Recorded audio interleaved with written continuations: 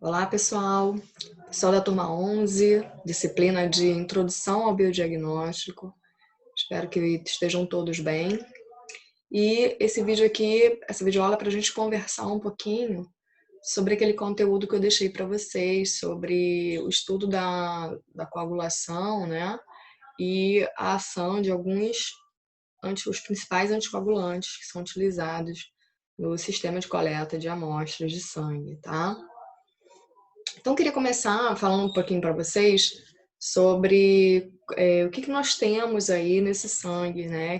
Que é essa amostra aí, que vai servir para diversas análises dentro de um laboratório de análises clínicas, né?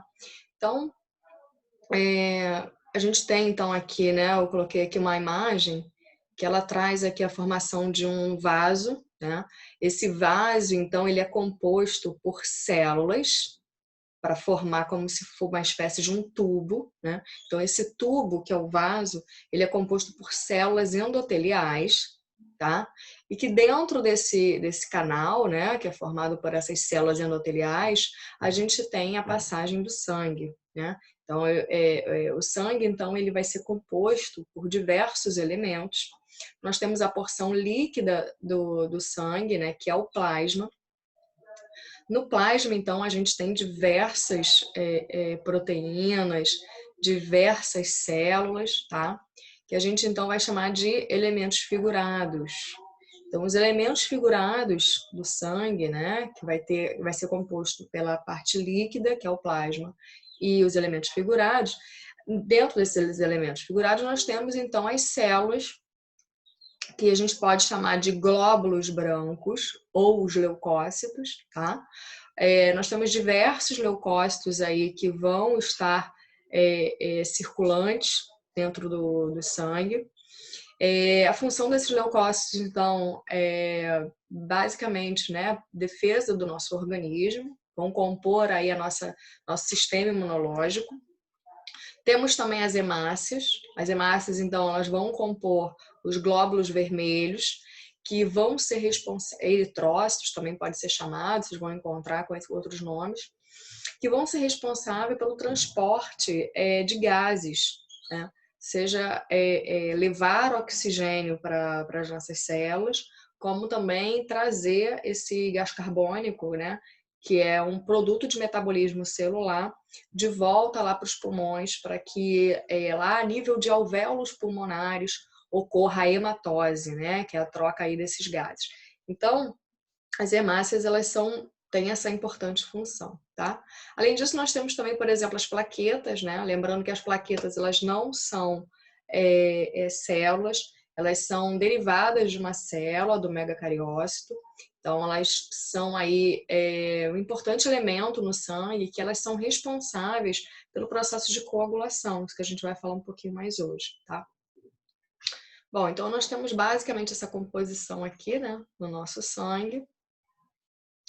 Então, quando a gente realiza uma coleta de sangue, e a gente, né, coloca aí num recipiente, nos tubos que a gente utiliza, nós vamos ter todos esses elementos dentro dessa amostra, tá? Então, eu vou ter o plasma, eu vou ter uma grande diversidade de proteínas, enzimas, glóbulos vermelhos, glóbulos brancos, as plaquetas. Então, eu vou ter tudo isso nessa amostra, tá? Como eu já conversei com vocês, dependendo do destino dessa amostra, dependendo do tipo de análises que foram solicitadas para ser realizada nessa amostra, essa amostra ela vai ter um destino de ir para um laboratório de bioquímica, um laboratório de hematologia, um laboratório de imunologia, todos aí que vão compor, né, essa grande análise que pode ser realizada através dessa amostra, tá? Bom, então, uma das coisas que a gente precisa fazer nessa amostra é uma separação desses elementos, tá? Uma separação que a gente pode fazer por exemplo, realizar a centrifugação, colocar numa centrífuga.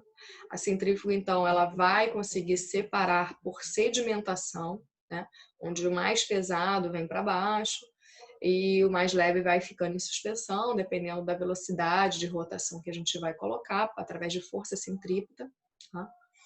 Então, vou começar a fazer a separação de alguns elementos. Então, eu vou ter as hemácias, vou conseguir separar os leucócitos, vou conseguir separar o plasma ou o soro, né? Vamos conversar já já como que a gente faz essa separação. E vou ter ali as plaquetas, né? Se eu utilizar um anticoagulante, eu consigo inibir aí a atuação dos fatores da coagulação, tá? E aí eu vou enviando para as análises que eu preciso realizar. Bom, então eu tenho então a separação, né, da parte líquida do sangue, que vai ser o plasma, cerca de 60%, tá? E aí os elementos figurados. Mas que tipo de amostras a gente pode trabalhar no laboratório, né? Então, no laboratório, quando a gente precisa realizar análises com amostras de sangue, nós podemos ter o que a gente chama de sangue total, tá? Que vai ter todo o material aqui diluído nessa amostra, e posso fazer as separações também desses elementos, né? Posso separar o soro, posso separar o plasma, tá? Então, dependendo do laboratório, dependendo da análise, eu uso o sangue total, eu uso o soro ou eu vou usar o plasma. Mas, professora, qual é a diferença, né? A gente já conversou sobre isso, mas vale sempre a pena a gente reforçar. Quando eu tenho aqui no meu sangue, esse sangue total, né? Quando eu faço a coleta do sangue no paciente, a punção venosa, que é a mais tradicional, por exemplo, eu tenho ali todos os elementos, esses elementos figurados do sangue disponíveis aí nesse plasma. Um dos principais elementos aí que a gente pensa, né, no que diz respeito à separação de plasma e soro, são os elementos que vão fornecer aí a formação de um coágulo. São os fatores da coagulação, tá? Dentre esses fatores da coagulação, a gente tem diversas proteínas, enzimas, temos as plaquetas, que vão estar ali disponíveis. E aí acontece, é desencadeado um processo que se inicia, então, a formação do coágulo, né? E para que eu faça esse coágulo, para que se forme esse processo de coagulação, eu preciso ativar esses fatores, tá? Então, se eu pegar o sangue total, que sem um anticoagulante, ou se eu utilizar um ativador da coagulação, o que vai acontecer? Eu vou permitir, se eu não usar um anticoagulante, eu vou permitir que esses fatores da coagulação atuem, formando um coágulo. Ou, se eu utilizar um ativador da coagulação, eu vou agilizar esse processo de formação de coágulo, tá? Então, eu vou ter a formação de um coágulo e o que vai sobrar, a gente vai chamar de soro, tá? Então, soro é quando eu permito a formação de um coágulo, posso também realizar uma centrifugação depois e retiro apenas o sobrenadante. Esse sobrenadante vai ser um coágulo. Aqui nesse exemplo desse tubo, a gente tem aqui um gel que é um auxiliador aí na separação, né, do coágulo e do soro. Alguns tubos que são utilizados na coleta de sangue, eles possuem esse gel, tá? Ou então, se eu utilizar dentro desse tubo aqui um anticoagulante, o que um anticoagulante ele vai fazer? Ele vai impedir o processo de coagulação. Então, gente, se ele impedir o processo de coagulação, eu não vou ter a formação de um coágulo, tá? Eu posso até depois, no momento que colocar na centrífuga, né, e conseguir fazer a sedimentação ali das células, que são unidades mais pesadas, eu vou ter até a separação aí da parte líquida e dos elementos figurados. Porém, eu não tenho a formação de um coágulo. Então, tanto o soro quanto o plasma, eles são considerados aí a parte líquida, isenta das células. Porém, a grande diferença é que no soro, já que teve a formação do coágulo, eu não vou ter nesse soro, né, os fatores da coagulação. Já no plasma, eu vou ter todos os fatores. Eu vou ter tudo que eu tenho ali no plasma, proteínas, anticorpos, enzimas, e os fatores de coagulação. Qual é a importância disso? Dependendo da análise que eu vá fazer, eu preciso que esses fatores estejam ali, tá? Então, eu vou utilizar o plasma ou o soro, dependendo do tipo de análise que eu vou fazer, tá? Mas, por enquanto, tenham em mente que o soro, então, ele é quando eu permito a formação do coágulo, quando eu não preciso ter esses fatores da coagulação ali nessa porção líquida, entende? Já o plasma, não. O plasma eu tenho que evitar a formação de um coágulo. Então, quando eu quero a amostra de plasma, eu preciso utilizar um anticoagulante, tá? Bom, então essa parte aí que ficando clara, né, que é comum a gente se confundir, os alunos se confundirem, vamos falar um pouquinho desse processo de coagulação. Então, pessoal, o processo de coagulação é um processo que é natural do nosso corpo, né? O nosso corpo, ele tem, então, digamos assim, que ele tenha mecanismos para evitar uma hemorragia, tá? Isso é muito importante, isso é um processo evolutivo, né? Que a gente não pode permitir que no momento de rompimento de vaso ou o momento de algum corte que a gente venha ter, algum acidente, que a gente sofra aí, né, a perda completa do nosso sangue.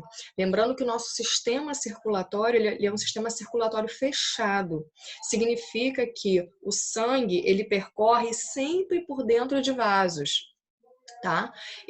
A gente consegue, através de capilares, fazer trocas de substâncias, troca de nutrientes, troca de gases, porém, é um sistema fechado. Então, esse sangue ele não pode sair desse sistema fechado, né? Numa situação saudável, uma situação esperada, o nosso organismo ele não permite que o sangue saia desse sistema fechado.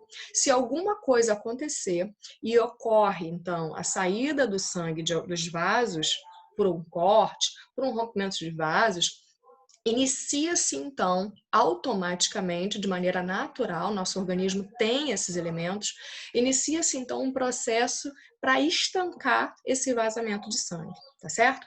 E o nome disso é a coagulação. Então, a coagulação ela vai ser importante para realizar esse fenômeno, né, de estancar e evitar hemorragias, tá? Bom, de que forma então isso acontece, né?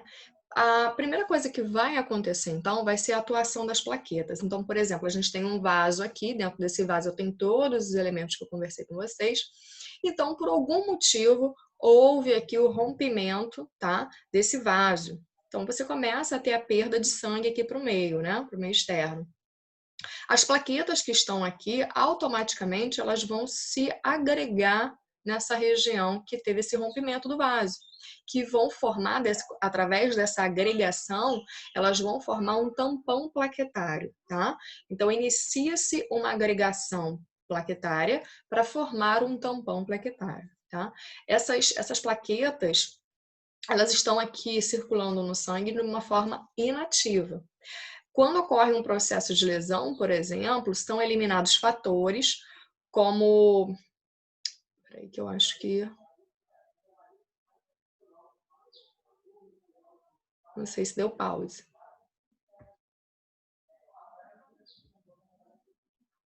Acho que voltou, tá normal agora. Deixa eu só botar aqui o videozinho que eu esbarrei a mão. Pronto, tudo normal. Então, ela é ativada por esses fatores, né, que são eliminados da própria lesão do vaso. Lembra que eu falei que o vaso ele vai ser composto aqui por células endoteliais? Então, essas células endoteliais que formam um vaso, quando ocorre aqui um rompimento, elas próprias liberam, por exemplo, colágeno, que vai ativar a plaqueta para chegar aqui e formar essa agregação plaquetária, para ter um tampão plaquetário, tá? Bom, então os eventos da coagulação. Então, como eu falei para vocês, quando acontece algum evento, algum problema de extravasamento de líquido que está dentro desses vasos para fora, isso não é o normal, não é o esperado. Então, o organismo ele vai tentar utilizar as ferramentas que ele possui para evitar isso. Então, a primeira coisa que acontece aí nesses eventos para iniciar o processo de coagulação. Primeira coisa, a gente tem os eventos vasculares. O que acontece? O que são eventos vasculares? São eventos que acontecem nos vasos sanguíneos. O principal deles, então, vai ser a vasoconstricção. Então, o que que é a vasoconstricção? É quando um vaso ele vai ter um diâmetro lá, né, aquele diâmetro específico que ele tem, e ele faz uma constricção no diâmetro desse vaso. Então, quando ele faz aqui, tá vendo, ó, esse desenho, tem um vaso, tem um calibre, e ele faz uma constricção no calibre desse vaso, uma vasoconstricção. Quando eu faço isso, eu diminuo, né, a quantidade de sangue que está passando aqui, eu diminuo o fluxo sanguíneo. Isso é importante, porque eu diminuo a perda de sangue, tá? E também diminuo a perda, saiu aqui de novo. Também diminuo a permeabilidade vascular. Então, eu evito a saída de sangue. Mas isso não é o suficiente, porque, né, eu vou ter aqui um rompimento desse vaso. Então, o segundo passo, né, é a agregação plaquetária. Essas plaquetas que estão ali passando por esse vaso, elas recebem uma sinalização. Um dos tipos de sinalização é a liberação do colágeno por essas células endoteliais que formam o vaso, e elas vão começar a se agregar aqui nessa região. Em roxinho aqui a gente tem a plaqueta, elas vão começar a se agregar aqui nessa região, formando o tampão plaquetário, tá? Mas esse tampão plaquetário, ele é um bloqueio temporário. Ele não, né? Ele é temporário. Ele é mais rápido, mas ele precisa ter uma liga ali, ter algo que fortaleça essa formação desse tampão. E aí a gente entra, né, com os fatores da coagulação propriamente dito, que vão atuar de fato. E então a gente dá início à temida cascata de coagulação, né? O terror aí dos alunos é essa cascata de coagulação. Com qual objetivo? O objetivo de formar o coágulo de fibrina, né? Então eu tenho aqui uma ligação mais fortalecida desse tampão, até que esse tecido, né? Aqui, essas células endoteliais que formam um vaso, elas se restabeleçam, né? Formem aqui novamente uma substituição dessas células e aí fica tudo resolvido, tá? Então, quais são esses eventos aí da cascata de coagulação? Vamos falar um pouquinho dessa cascata de coagulação. Então, de uma maneira assim bem superficial, bem simples, bem objetiva, vamos entender algumas coisas aqui que a gente vai precisar para poder entender a ação dos anticoagulantes que a gente vai utilizar nos tubos de coleta de sangue, tá? Então, voltamos aqui para a nossa velha história do rompimento do vaso. Pessoal, isso pode acontecer, inclusive, isso acontece, inclusive, no momento que a gente faz a coleta de sangue, né? Como é que a gente faz a coleta de sangue no paciente? Eu pego a agulha, eu, né, coloco lá, faço uma punção venosa, onde a agulha ela vai precisar perfurar o endotélio aqui do vaso, para que eu consiga, né, fazer a punção do sangue que está correndo aqui dentro.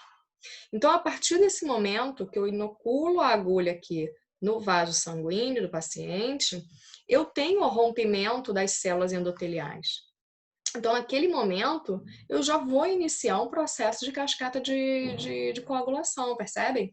Então, vejamos, eu vou colocar aqui a agulha, vou fazer minha punção venosa, mas essas células endoteliais, elas foram rompidas. Então, o que elas vão fazer? Elas vão começar a liberar sinais, avisos. Olha, teve um rompimento aqui nesse vaso. Vamos ver isso aqui. Então, o que acontece? Eu começo, então, a liberar um estímulo. Esse estímulo, ele vem exatamente desse tecido que foi lesionado, desse vaso, das células endoteliais, tá? Esse estímulo, então, ele faz com que ocorra, né, inicie o processo de agregação plaquetária e que seja liberado a tromboplastina, tá? A tromboplastina, então, quando ela se junta com íons de cálcio, então tromboplastina mais íons de cálcio que a gente tem no sangue, eu vou formar, então, a protrombina, tá? Então, a tromboplastina mais íons de cálcio, que estão presentes lá no nosso sangue, eu formo a protrombina. A protrombina, então, ela vai ativar a trombina. A trombina, então, ela até então ela estava inativa e a partir desse momento ela se torna ativa. E qual a atividade que ela vai ter? Qual a ação que ela vai ter? A ação da trombina será o quê? Sobre o fibrinogênio. Então, meus amores, vamos pensar. O que é uma cascata de eventos? Uma cascata de eventos é quando eu tenho lá as minhas enzimas tranquilas, inativadas, vivendo a vidinha delas. A partir do momento que eu ativar a primeira enzima, após ela ser ativada, ela vai ativar a próxima enzima, que vai se tornar ativa, que vai ativar a próxima enzima, que vai se tornar ativa, e assim por diante, até eu ter meu objetivo final. Então, perceba, o nome cascata de coagulação significa o quê? Uma sequência de eventos, até eu chegar no processo de coagulação, que é meu objetivo final, tá? Então, esse é o processo. Então, vamos lá. Eu vou ter o estímulo do vaso, que foi rompido, que foi lesado. Eu vou ter a liberação, o início, então, da agregação plaquetária, liberação da tromboplastina, que juntamente com íons de cálcio vai ativar a protrombina em trombina, que agora ativa quem? Vai ativar o fibrinogênio. Fibrinogênio este que antes estava lá inativado, sem nenhuma ação, vivendo a vidinha dele, mas que agora, que foi ativado pela trombina, o que ele vai fazer? Ele vai se tornar ativo. E vai ativar quem agora? Quem é o próximo que ele vai ativar? Ele vai ativar a fibrina. A fibrina, então, ela vai formar uma rede, tá? Vai formar uma rede que vai agregar agora hemácias, e então eu tenho a formação desse coágulo, tá? Que vai ser aí um tampão gelatinoso que vai conseguir vedar aí mais firmemente esse vaso, até que as células endoteliais ali consigam se reestabelecer e fechar completamente essa lesão que ocorreu ali, tá? Então, por que é importante a gente entender isso? Não precisa ter uma compreensão ainda, né? Vocês vão ver isso aí nas outras disciplinas, de maneira bem calma, bem tranquila, cada um desses processos. Mas nesse momento, o que eu quero? Quero que vocês entendam que existe essa cascata de coagulação e que essa cascata de coagulação, nessa sequência de eventos aí com o objetivo de formar um coágulo, ela se inicia desde o momento que você inocula, né, for inocular a sua agulha para coletar sangue do paciente, certo? Então vamos entender por que eu estou falando sobre tudo isso. Então aqui do lado esquerdo, eu tenho uma cascata de coagulação mais assustadora, digamos assim, né? Com maiores detalhes, bem completa, falando da via extrínseca, da via intrínseca, da via comum que se formam. Mas o que eu quero aqui, na verdade, com isso? Eu quero mostrar para vocês que a cascata de coagulação, ela vai ser, então, uma sequência de eventos, sequência de uma ativa a outra, até que no final eu formo tenho a formação do coágulo, tá? E de que maneira que os anticoagulantes que a gente vai utilizar, eles vão atuar? Eles vão atuar bloqueando essa cascata em algum lugar dela. Eu não preciso bloquear completamente essa cascata. Perceba, se eu preciso do A para ativar B, para ativar C, para ativar D, se eu tirar C da jogada, eu já acabo com a cascata dos eventos, percebe? Então, é isso que o anticoagulante que a gente vai utilizar, eles vão fazer. Cada um vai atuar em uma região aí diferente dessa cascata de coagulação, tá? Então, olha só, aqui nessa caixinha amarela do lado esquerdo, coloquei para vocês os principais anticoagulantes que são utilizados nas coletas, tá? Então, a gente vai ter aí o EDTA. O EDTA está presente aí no tubo de tampinha roxa, tá? Ele vai atuar sendo um quelante de cálcio. Então, o que ele faz? A gente viu que o cálcio é importante para que essas enzimas, né, na presença de íons de cálcio, se tornem ativas para poder ativar uma próxima. Então, se eu tenho o EDTA, por exemplo, que fica ali grudadinho com cálcio, ele não vai permitir que um outro elemento se ligue ao cálcio. Então, ele vai impedir o processo da cascata de coagulação. O próximo aqui, a heparina. A heparina está presente no tubo com tampinha verde. O que ele faz? Ele atua interferindo na conversão da protrombina em trombina. Então, ele vai atuar aqui, ó, na via comum da cascata de coagulação. Ele não vai deixar a protrombina virar trombina. Então, eu já quebro aqui a minha cascata, né? E não tenho o objetivo final, que é a formação do coágulo. Percebem? O citrato de sódio, ele também atua quelando o cálcio, tá? Então, dessa forma, ele impede também o processo de coagulação. O fluoreto de sódio também vai ser um quelante de cálcio, além disso, ele inibe o processo de glicólise, tá? Que é importante, por exemplo, para a gente que precisa fazer uma contagem, uma verificação de glicose naquela amostra. Se eu deixar lá no meu tubinho, né, no meu tubinho de amostras, o sangue lá, ele vai continuar reagindo. Se eu deixar ele sem nada, sem nenhum tipo de anticoagulante, ele vai continuar reagindo, ele vai ter a formação da cascata de coagulação.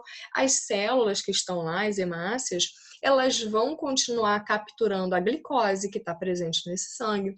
Então, eu preciso utilizar alguns reagentes para estabilizar esse processo. Porque quando eu fizer a análise, eu quero que o resultado da minha análise ele seja o mais fidedigno possível do que o momento que eu tirei, né, que eu fiz a coleta de sangue no meu paciente.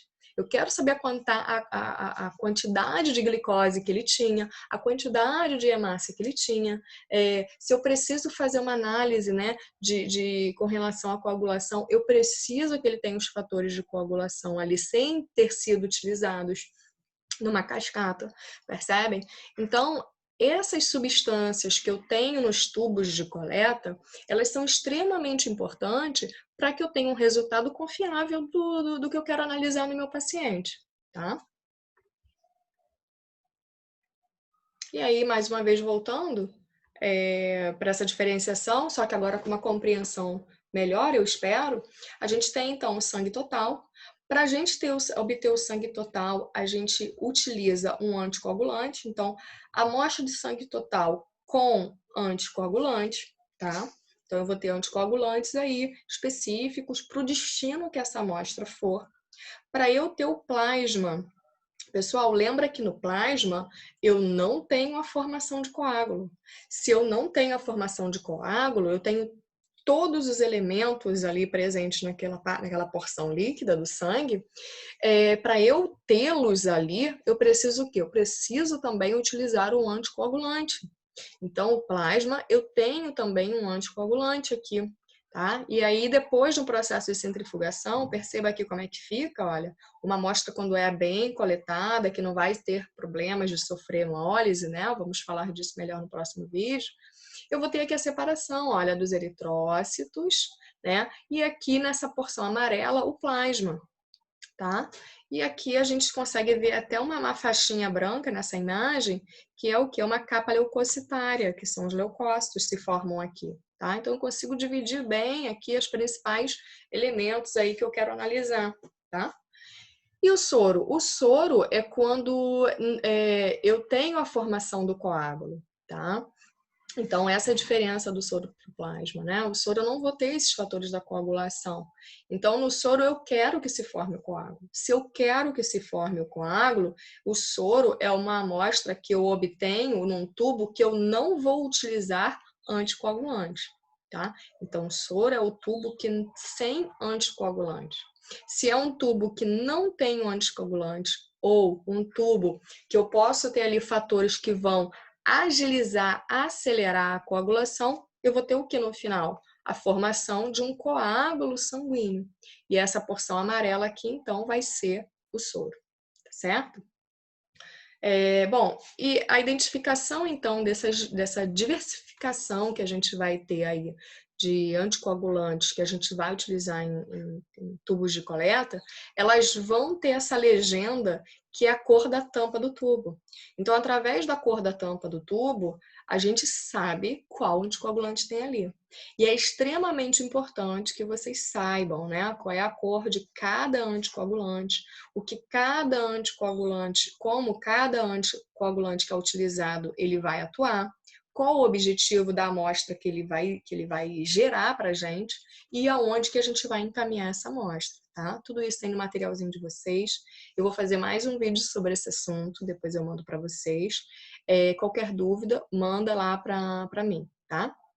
Aí, só lembrando que quando a gente fala em anticoagulantes, né, em sistema de coleta de amostra de sangue, a gente está falando de anticoagulantes que estão utilizados aí no tubo, tá? É claro que se eu for utilizar num paciente que precisa fazer o uso do medicamento de anticoagulante, não são esses anticoagulantes, tá, pessoal? São outros tipos de anticoagulante, vão ter outros mecanismos de ação. Mas para a gente aqui, para a nossa realidade de sistema de coleta de tubos, esses são os principais, tá bom? Um grande beijo, se cuidem e até o próximo vídeo.